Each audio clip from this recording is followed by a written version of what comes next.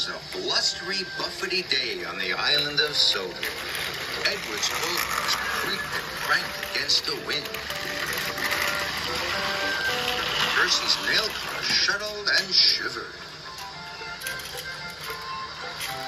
But Thomas hardly noticed the wind at all.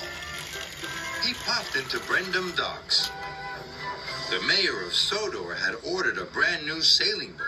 I am to take the sailing boat to the mayor's launch party at the harbor, tooted Thomas excitedly. The mayor, Sir Topham, and Lady Hat will all see the boat go into the sea for the very first time. The boat had a tall mast and was painted bright red. It's wonderful, gasped Thomas. It's red. I should be taking it, huffed James. It's heavy. I should be taking it, wheezed Gordon. Cranky lowered the sailing boat onto Thomas's flatbed. It's not too heavy for me, tooted Thomas. You must wait for the engineer to lower the mast, snapped Cranky. The mast will be no trouble for me, Thomas whistled, and he raced off. Thomas puffed proudly along. The wind was strong, and the boat was heavy, but not too heavy for Thomas. Thomas came to a steep hill. He chuffed hard, pulling the heavy boat. I can do it, he puffed. And soon he reached the top. Hooray! Thomas tooted. I did it! He felt very pleased, and he steamed on. Then Thomas met Emily. Look at my sailing boat, Emily, Thomas tooted. Don't you look grand, wished Emily. And Thomas knew he did. Thomas felt very grand as he steamed past Elizabeth. Be careful with that tall boat, she hooted. It's a very blustery day. But Thomas felt far too important to take any notice. Next, Thomas puffed towards a low bridge. Rosie was waiting at the signal. Watch out, Thomas, whistled Rosie sharply. Thomas applied his brakes and stopped, just in time. The mast is too tall to go under the bridge, puffed Rosie. Then I shall take another track, huffed Thomas. Thomas chuffed proudly on. Then there was trouble. He heard a loud crunch. Thomas looked up. Tall trees were hanging over the track. Oh no, cried Thomas. The tall mast must have caught in the trees. Thomas couldn't move forwards or backwards. So he huffed and he chuffed.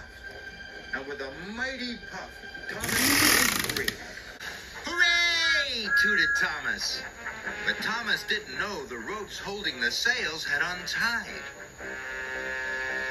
Thomas was feeling very grand now. The wind was strong. It was blowing him along. Whee! Thomas cried happily. He was going faster and faster. The wind grew stronger. Thomas raced round a bend. Be careful, Thomas, Molly tooted. The wind is filling the boat's sails. But Thomas cruised by so quickly he didn't hear her.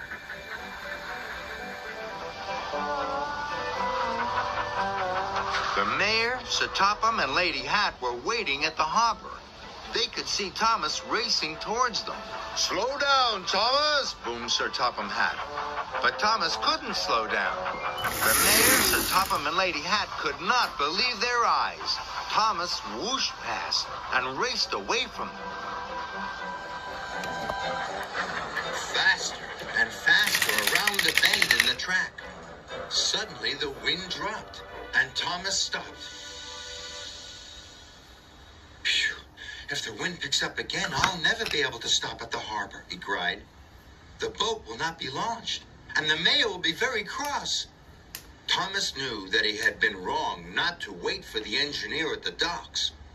I must chuff back to the docks as quickly as I can, and I must bring the engineer to lower the mast, he tooted. Thomas was uncoupled from the flatbed, and he steamed off. Thomas's wheels whirred to a stop at the docks. Has the engineer arrived, Salty? Puffed Thomas. Oh, yes, me hearty, smiled Salty. Thomas was very relieved. The engineer climbed quickly into Thomas's cab, and Thomas steamed off. Soon, Thomas arrived at the sailing boat.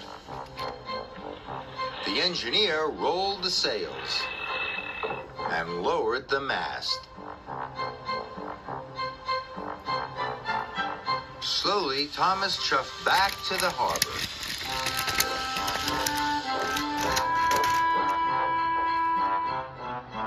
The boat was heavy. Thomas had to puff hard. This time, the wind couldn't help him. The mayor, Sir Topham Hatt, and Lady Hat were still waiting. They were happy to see Thomas, and they were happy to see the mayor's sailing boat. Thomas, boomed Sir Topham Hatt, I see you have decided that full steam is better than full sail. Aye, aye, sir, tooted Thomas. And as he watched the boat slide into the water, Thomas was very proud to be really useful.